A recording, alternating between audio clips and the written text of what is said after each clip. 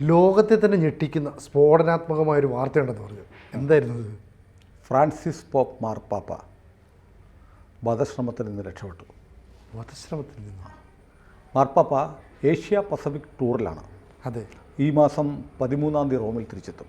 അതിൻ്റെ ഭാഗമായി 4 രാജ്യങ്ങളാണ് സന്ദർശിക്കുന്നത്. 3-ാം തീയതി മുതൽ 6-ാം തീയതി വരെ പാപ്പ ഇന്തോനേഷ്യയിലായിരുന്നു. ഇന്തോനേഷ്യയിൽ വെച്ച് മാർപ്പാപ്പയെ കൊല്ലാൻ IS തീവ്രവാദികൾ പദ്ധതിയിട്ടു. പാപ്പയെ ആക്രമിക്കുന്നതിന് മുമ്പ് ഇന്തോനേഷ്യൻ പോലീസ്, ജക്കാർത്തയിലെ രഹസ്യ പോലീസ് ഈ പ്രതികളെ അറസ്റ്റ് ചെയ്ത് 7 പേരെ അറസ്റ്റ് ചെയ്തിട്ടുണ്ട്. ഈ വാർത്ത ഇപ്പോൾ ഔദ്യോഗികമായി സ്ഥിരീകരിക്കപ്പെട്ട് വരുന്നേ ഉള്ളൂ. Indonesian national police anti terrorism unit, അങ്ങനെ ഒരു വിങ് ഉണ്ട് അവരുടെ പോലീസിന്. അതിൻ്റെ പേര് ഡെൻഷ്യൂസ് 88 എന്നാണ്. അതിൻ്റെ തലവനായ കേണൽ അസ്വിൻ ഇത് സ്ഥിരീകരിച്ചു. 7 പ്രതികളാണ് ഇതിനകത്തുള്ളത്. 7 പ്രതികളെ അവരെ ജക്കാർത്തയ്ക്ക് സമീപം ബഗോർ, ബക്കാസി തുടങ്ങിയ സ്ഥലങ്ങളിൽ നിന്നാണ് അവരെ അറസ്റ്റ് ചെയ്തിരിക്കുന്നത്. അതിലൊരാൾ വിരോൻഡയിൽ നടന്ന ഒരു തീവ്രവാദി ആക്രമണത്തിലെ പ്രതിയായിരുന്നു. അവരുടെ വീടുകളിൽ നിന്ന് ആയുധങ്ങൾ ഉൾപ്പെടെയുള്ള വിവരങ്ങൾ പിടിച്ചെടുത്തിട്ടുണ്ട്. അപ്പോൾ ലോകത്ത് ഇപ്പോൾ ഇപ്പോഴത്തെ മാർപ്പാപ്പ കാത്തലിക് ചർച്ചും മുസ്ലിംസും തമ്മിൽ വലിയ സൗഹൃദം വേണമെന്ന് ആഗ്രഹിക്കുന്ന ആളാണ്. അതുകൊണ്ട് ക്രിസ്ത്യാനികൾക്ക് തന്നെ ഇത്രത്തോളം മുസ്ലിം വിധേയത്വം വേണോ? ലോകത്തെമ്പാടും ക്രൈസ്തവ സഭകൾക്ക് നേരെ ആക്രമണം നടത്തുന്നത് ഇസ്ലാമിക തീവ്രവാദികളാണ്. അങ്ങനെ ഇരിക്കെ ഇത്രത്തോളം സൗഹൃദം മുസ്ലിം സമുദായവുമായി വേണോ എന്ന ഒരു തർക്കം സഭയ്ക്കുള്ളിൽ തന്നെയുണ്ട്. പോപ്പിൻ്റെ സഭയ്ക്ക്, കത്തോലിക്ക സഭയിൽ തന്നെ നിൽക്കുമ്പോൾ അതിനെയൊക്കെ അവഗണിച്ച് ലോകത്തെമ്പാടുമുള്ള ഇസ്ലാമിക സമൂഹവുമായി വലിയ അടുപ്പം കാണിക്കാൻ ശ്രമിക്കുന്ന ആളാണ് ഫ്രാൻസിസ് പോപ്പ് മാർപ്പാപ്പ. ഇപ്പോൾ തന്നെ അദ്ദേഹം അവിടെ ഈ ഇന്തോനേഷ്യ സന്ദർശിച്ചപ്പോൾ, ഇന്തോനേഷ്യയുടെ ഒരു പ്രത്യേകത എന്ന് പറഞ്ഞാൽ ഇന്തോനേഷ്യ ലോകത്ത് ഏറ്റവും കൂടുതൽ മുസ്ലിമുകളുള്ള രാജ്യമാണ്. അറബി രാജ്യങ്ങളല്ല, ഇന്തോനേഷ്യയിലാണ് ഏറ്റവും കൂടുതൽ മുസ്ലിം രാജ്യങ്ങളുള്ളത്. എന്നാൽ ഇസ്ലാമിക രാജ്യമാണെങ്കിലും ഇസ്ലാമിക നിയമങ്ങൾ അടിച്ചേൽപ്പിക്കാത്ത രാജ്യമാണ്.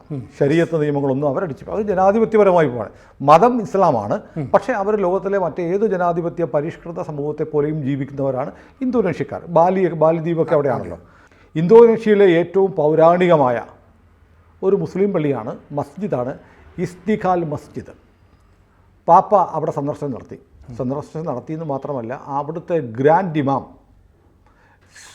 നഹിദുൻ തിമൂർ എന്ന് പറയുന്ന 65 വയസ്സുകാരനായിട്ടൊരു മീറ്റിംഗ് നടത്തി. അതിൻ്റെ ചിത്രമൊക്കെ വന്നു. പാപ്പ അദ്ദേഹത്തിൻ്റെ കയ്യിൽ ചുംബിക്കുന്ന ചിത്രം വന്നു.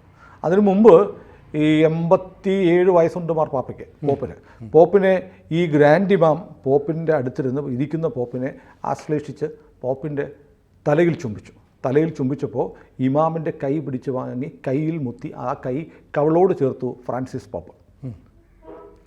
അത് വലിയ ചിത്രമാണ്. ലോകത്തെമ്പാടുമുള്ള പത്രം, മലയാളത്തിലെ മാധ്യമങ്ങൾ വരെ പ്രസിദ്ധീകരിച്ചു. അപ്പോൾ ഇസ്ലാമിക ലോകവുമായിട്ട് പാപ്പ ഉണ്ടാക്കാൻ പോകുന്ന ഒരു സൗഹൃദത്തിൻ്റെ അടയാളം എന്ന നിലയിലാണ് ഈ ചിത്രം പ്രചരിപ്പിക്കപ്പെട്ടത്.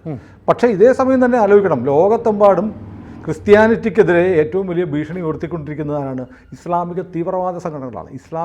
മുഴുവൻ ഇസ്ലാമുകളും അങ്ങനെയാണെന്ന് പറയാൻ പറ്റില്ല. അപ്പോൾ ഇന്തോനേഷ്യ വലിയ സ്നേഹാദരങ്ങളോടെ ഈ ഗ്രാൻഡ് ഇമാം പോലും പാപ്പയെ സ്വീകരിക്കുന്ന അങ്ങനെയാണ്. പക്ഷേ ഇതിൽ അസഹിഷ്ണുക്കളായ ആളുകൾ ലോകത്തെമ്പാടുമുണ്ട്. ഇവിടെ ഇപ്പം IS തീവ്രവാദികൾ, ഇന്തോനേഷ്യയിലെ IS തീവ്രവാദികൾ പാപ്പയെ കൊല്ലാൻ തീരുമാനിക്കാൻ 2 കാരണമുള്ളത്. ഒന്ന്, ഈ പള്ളിയിൽ പാപ്പ പോയി. ഏതാണ്ട് 1 ലക്ഷത്തോളം ക്രൈസ്തവർ, വളരെ ന്യൂനപക്ഷമാണ് ക്രിസ്ത്യാനികൾ, അവിടെ ക്രൈസ്തവരുണ്ട്, ഹിന്ദുക്കളുണ്ട്, ബുദ്ധമതക്കാരുണ്ട്, മുസ്ലിംസ് മഹാഭൂരിപക്ഷമാണ് ഇന്തോനേഷ്യ. എല്ലാവരും സൗഹാർദ്ദപരമായി താമസിക്കുകയാണ് അവിടെ. ഈ പള്ളിയിൽ ഈ സന്ദർശനത്തിന് ശേഷമുള്ള പാപ്പയുടെ പരിപാടിയിൽ 1 ലക്ഷം ആളുകളാണ് പങ്കെടുത്തത്. 1 ലക്ഷം. അപ്പോൾ ഈ പരിപാടികളാകെ ഇന്തോനേഷ്യൻ സർക്കാർ തീരുമാനിച്ചു ഈ പരിപാടി ലൈവായിട്ട് കാണിക്കണം. അപ്പോൾ ഇന്തോനേഷ്യ ഇസ്ലാമിക രാജ്യമായതുകൊണ്ട് ഈ നിസ്കരിക്കേണ്ട സമയമുണ്ടല്ലോ, നമാസിൻ്റെ സമയം, ആ സമയത്ത് ടെലിവിഷനിലൂടെ ബാങ്ക് വിളിക്കും. അവിടെ എല്ലാവർക്കും അറിയാൻ വേണ്ടിയിട്ട്. ഇപ്പോൾ സിംഗപ്പൂർ പോലെയുള്ള രാജ്യങ്ങളിലൊക്കെ നമ്മുടെ നാട്ടിലെ പോലെ മൈക്ക് വെച്ചൊന്നും വലിയ ഉച്ചത്തിലൊന്നും ബാങ്ക് വിളിയൊന്നും അനുവദിക്കുന്നില്ല. മോസ്കിലൊന്നും സമ്മതിക്കില്ല. ഈ ജക്കാർത്ത, ഇന്തോനേഷ്യയിൽ ഈ പറഞ്ഞതുപോലെ ടെലിവിഷനിലൂടെയാണ് നമാസിൻ്റെ സമയത്ത് ബാങ്ക് വിളി വരുന്നത്. പക്ഷേ സർക്കാർ തീരുമാനിച്ചു പാപ്പയുടെ പ്രോഗ്രാം നടക്കുന്നുണ്ട് ബാങ്ക് വിളി വേണ്ട, അതിൻ്റെ ഒരു ഡിസ്റ്റർബൻസ് വേണ്ട, അത് കണ്ടിന്യൂസ്, അത് ബ്രേക്ക് ആവാതിരിക്കാൻ പാപ്പയുടെ സന്ദർശന പരിപാടി ഈ പള്ളിയിൽ സന്ദർശിക്കുന്നതും അല്ലെങ്കിൽ ഇന്തോനേഷ്യയിലെ സന്ദർശന പരിപാടികൾ ഫുള്ളായിട്ട് ലൈവായിട്ട് കാണിക്കുന്നത് ഇന്തോനേഷ്യൻ സർക്കാർ തീരുമാനിച്ചു. അതുതന്നെ ആ സർക്കാരിൻ്റെ മതേതര നിലപാടിൻ്റെ ഭാഗമാണ്. ഇസ്ലാമിക രാജ്യമാണെങ്കിൽ പകരം നമാസിനുള്ള സമയമായെന്ന് എഴുതി കാണിച്ചാൽ മതി എന്ന് പറഞ്ഞു. ഇതും ചൊടിപ്പിച്ചു. മാർപ്പാപ്പയ്ക്ക് വേണ്ടി പള്ളിയിൽ സ്വീകരണമൊരുക്കി, മസ്ജിദിൽ സ്വീകരണമൊരുക്കി, നമാസിൻ്റെ സമയം ബാങ്ക് വിളി ടി വിയിൽ കാണിച്ചില്ല. ഇതിൻ്റെ പേരിലാണ് പാപ്പയെ കൊല്ലാൻ 7-അംഗ IS സംഘം തീരുമാനിച്ചത്. അപ്പോൾ നമ്മൾ ഓർക്കും ഈ ഇന്തോനേഷ്യയിലൊക്കെ ഇങ്ങനെ IS ഒക്കെ ഉണ്ടോ എന്ന് തോന്നും. അതെ, അങ്ങനെയല്ല, വാർത്ത വരുന്നില്ലെന്ന്, അധികം വരുന്നില്ല എന്നേ ഉള്ളൂ. ഇന്തോനേഷ്യയിൽ അതിഭീകരമായ ISൻ്റെയും അൽഖയ്ദയുടെ ആക്രമണങ്ങൾ നടന്നിട്ടുണ്ട്. 2002 ബാലിയിലെ ക്ഷേത്രങ്ങളൊക്കെ വലിയ പ്രസിദ്ധമാണ്. അതെ, ബാലി നമ്മൾ ഇന്ത്യയുമായി പണ്ട് ബന്ധമുണ്ടായിരുന്ന ഹൈന്ദവ സംസ്കാരവും ഇന്ത്യൻ കൾച്ചറും ഒക്കെ ഉണ്ടായിരുന്ന നാടാണ് ബാലി. ഇന്തോനേഷ്യയുടെ കറൻസിയിൽ പണ്ട് ലക്ഷ്മിയോ ഗണപതിയോ ഒക്കെ ഉണ്ടായിരുന്നു, ഹിന്ദു ദേവതകളുടെ ചിത്രം ഉണ്ടായിരുന്നു. അതൊക്കെ പോട്ടെ, ഇപ്പോഴും അവിടുത്തെ രാജകുടുംബമൊക്കെ എന്ന് പറഞ്ഞാൽ നമ്മളുമായി ഇപ്പോഴും സാംസ്കാരിക ബന്ധം പുലർത്തുന്നൊരു രാജ്യമാണ്. ഇന്ത്യയുമായി വളരെ നല്ല ബന്ധമുള്ള രാജ്യമാണ്. അപ്പോൾ ഈ ബാലിയിൽ 2002 വലിയ ബോംബാക്രമണം നടന്നിട്ടുണ്ട്. 2009 ജക്കാർത്തയിലെ ഹോട്ടലിൽ, നമ്മുടെ താജ് ഹോട്ടലിലൊക്കെ നടന്നതുപോലെ ആക്രമണം നടന്നിട്ടുണ്ട്. 2014 ജക്കാർത്ത സ്റ്റോക്ക് എക്സ്ചേഞ്ചിൽ തീവ്രവാദി ആക്രമണം നടന്നിട്ടുണ്ട്. അപ്പം ഈ ഇസ്ലാമിക തീവ്രവാദികൾക്ക് ഇന്തോനേഷ്യൻ സർക്കാരിൻ്റെ നയങ്ങളൊന്നും പിടിക്കില്ല. കാരണം അവർ വളരെ ലിബറലാണ്. അതുകൊണ്ടാണല്ലോ ആലോചിച്ച് നോക്കി, വേറെ ഏതെങ്കിലും ഇസ്ലാമിക രാജ്യത്ത് ഈ പറയുന്ന പോലെ ബാങ്ക് വിളി ഒഴിവാക്കി ടി വിയിൽ കാണുന്നുണ്ടെങ്കിൽ അതൊഴിവാക്കിയിട്ട് പോപ്പിൻ്റെ ഇപ്പം ലോകത്തെമ്പാടും ഏറ്റുമുട്ടിക്കൊണ്ടിരിക്കുന്നത്, ഏറ്റുമുട്ടലൊന്നുമില്ല, ക്രിസ്ത്യാനി ഒന്നും ചെയ്യുന്നില്ല, ക്രിസ്ത്യൻ വിശ്വാസങ്ങൾക്കെതിരെ, സഭകൾക്കെതിരെ ആക്രമണം നടത്തിക്കൊണ്ടിരിക്കുന്ന IS പോലെയുള്ള തീവ്രവാദികളാണ്. പഴയ ക്രിസ്ത്യൻ രാജ്യങ്ങൾ, അത് ലെബനോനാണെങ്കിലും സിറിയ ആണെങ്കിലും തുർക്കി ആണെങ്കിലും എല്ലാം ഇസ്ലാമിൻ്റെ കീഴിലായി. അപ്പോൾ അങ്ങനെ കുരിശുയുദ്ധങ്ങൾ നടന്നത് ക്രിസ്ത്യാനികളും മുസ്ലിമുകളും തമ്മിലാണ്. അപ്പോൾ ഇങ്ങനെ പരമ്പരാഗതമായ വൈരികളാണ് ഈ രണ്ട് സെമിറ്റിക് മതങ്ങളും തമ്മിൽ. എന്നിട്ടും ഇന്തോനേഷ്യ എന്ത് ചെയ്തു? അന്നത്തെ അവരുടെ വാങ്കുവിളി ഉപേക്ഷിച്ച് പോപ്പിന് വേണ്ടിയിട്ട് ലൈവായിട്ട് പ്രോഗ്രാം നടത്തി എന്നുള്ള അവരുടെ വിശാലമായ കാഴ്ചപ്പാടാണ്. പക്ഷേ അത് ഇസ്ലാമിക തീവ്രവാദികൾ ഇഷ്ടപ്പെടുന്നില്ല. അതുകൊണ്ടൊരു കാര്യം ചെയ്തു, നമ്മുടെ രാജ്യത്ത് ഇങ്ങനെ ചെയ്യാൻ കാരണമായ പോപ്പിനെ അങ്ങ് തട്ടിക്കളയാൻ തീരുമാനിച്ചു. ഇതിപ്പോൾ ഇന്തോനേഷ്യൻ പത്രങ്ങളിലൊക്കെ വാർത്തയായിട്ട് വരുന്നുണ്ട്. അവർ പോപ്പ് മടങ്ങുന്നത് വരെ, പോപ്പ് ഇപ്പോൾ പാപ്പുവ ന്യൂഗിനിയിലേക്ക് പോയി. അതിനുശേഷമാണ് അവിടുത്തെ പോലീസ് ഉൾപ്പെടെയുള്ള ആളുകൾ ഈ വിവരം പുറത്തുവിടുന്നത്. നമ്മുടെ നാട്ടിലെ മാധ്യമങ്ങളൊന്നും ഭാഗ്യവശാൽ, നമ്മൾ സ്ഥിരം പറയുന്ന ഡയലോഗാണ്, അറിഞ്ഞിട്ടില്ല. കേരളത്തിലെ മാധ്യമങ്ങൾ അറിഞ്ഞാലും കൊടുക്കാനും പോകുന്നില്ല. കാരണം മാർപ്പാപ്പയെ കൊല്ലാൻ ശ്രമിച്ചവരാണ് IS തീവ്രവാദികളാണ്. ഇവിടുത്തെ മാധ്യമങ്ങളുടെ പ്രിയപ്പെട്ട ആളുകളാണല്ലോ IS തീവ്രവാദികൾ. പണ്ട് ഓർക്കുന്നില്ലേ, കുറേ നേഴ്സുമാരെ തട്ടിക്കൊണ്ടുപോയത്? അതെ അതെ. അവരെ കൊണ്ടുപോയപ്പോഴത്തേക്ക് പിന്നെ കഥകളായിരുന്നു. പൂക്കളെയും പൂമ്പാറ്റകളെയും സ്നേഹിക്കുന്ന IS തീവ്രവാദി ചേട്ടന്മാർ, എന്തൊരു സ്നേഹമായിരുന്നു. ഈ സ്റ്റോക്ക്ഹോം സിൻഡ്രോം എന്ന് പറയുന്ന സാധനമുണ്ട്. അതായത് നമ്മളിപ്പോൾ നമ്മളെ ഒരാൾ, സിനു എന്നെ കസ്റ്റഡി വെച്ചുകൊണ്ടിരിക്കുകയാണ്. കുറേ വർഷം കഴിയുമ്പോൾ എനിക്ക് സിനിമയോട് ഇഷ്ടമൊക്കെ വരും. അതിനാണ് സ്റ്റോക്ക്ഹോം സിൻഡ്രോം എന്ന് പറയുന്നത്. അത് പണ്ട് ഇവിടെ തീവ്രവാദികൾ ഇവിടെ ഒരു പള്ളിയിലച്ചനെ കൊണ്ടുവരുന്നത്. ആ പള്ളിയിലച്ചനും അവസാനം തീവ്രവാദികളുടെ ആരാധനയായി. ഇന്ത്യ ഗവൺമെൻറ് മുട്ടിലെഴഞ്ഞ് നിന്നാണ് ഇയാളെ തിരിച്ചു കൊണ്ടുവന്നത്. നഴ്സുമാരെ കൊണ്ടുവന്നു. നഴ്സുമാർ എന്നിട്ട് അയ്യോ IS ചേട്ടന്മാരൊക്കെ നല്ലതായിരുന്നു എന്നൊക്കെ പറയുന്ന നഴ്സുമാരെയൊക്കെ നമ്മൾ കണ്ടു. അതൊക്കെ വലിയ ഇവിടുത്തെ പത്രങ്ങളൊക്കെ സ്പെഷ്യൽ സ്റ്റോറികളായിട്ട് കൊടുക്കുകയും ചെയ്തു. അതാണ്. അപ്പം IS ചേട്ടന്മാരാണ് പാപ്പയെ കൊല്ലാൻ നോക്കിയെന്ന് പറഞ്ഞാലും നമ്മുടെ നാട്ടിൽ വാർത്തയാവത്തില്ല.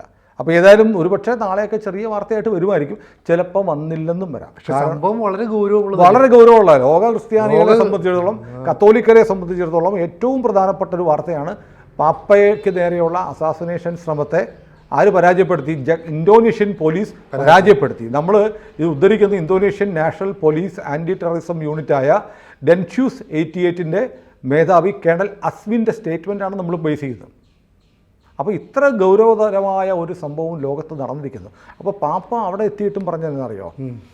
അതായത് മാനവികത, മനുഷ്യസ്നേഹം ഉറപ്പിക്കണം, മറ്റുള്ളവരോട് സ്നേഹത്തോടെ പെരുമാറണം, അതാണ് വേണ്ടത്, ലോകത്തിന് ഇന്ന് ആവശ്യം സ്നേഹമാണ് എന്നൊക്കെ പറഞ്ഞ് സാഹോദര്യത്തിൻ്റെ സന്ദേശമാണ് പാപ്പ അവിടെ പറഞ്ഞ്. മാത്രമല്ല, ഞാൻ ആദ്യം പറഞ്ഞ പോലെ ഇടയ്ക്ക് നമ്മുടെ നാട്ടിലെ ക്രിസ്ത്യാനികൾ പോലും ചിലരൊക്കെ പറയാറുണ്ട്, ഇപ്പോൾ ഫ്രാൻസിസ് പാപ്പ ഈ മുസ്ലിമുകളുടെ ആളാണ്, അവരെ സ്നേഹിക്കുന്നു, അന്ത്യക്രിസ്തു ആണെന്നൊക്കെ പറഞ്ഞ് ഈ പാപ്പയെ വിമർശിക്കുന്ന ക്രിസ്ത്യാനികളുണ്ട്.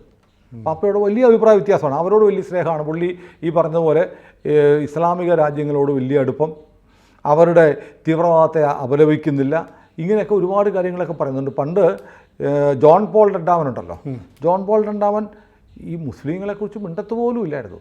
ഇദ്ദേഹം മുസ്ലിം സ്നേഹം പിടിച്ചു പറ്റാൻ മുസ്ലിങ്ങളുടെ അനുഭാവം ഒരുപാട് കാണിക്കുന്ന ആളാണ് ഫ്രാൻസിസ് പോപ്പ്.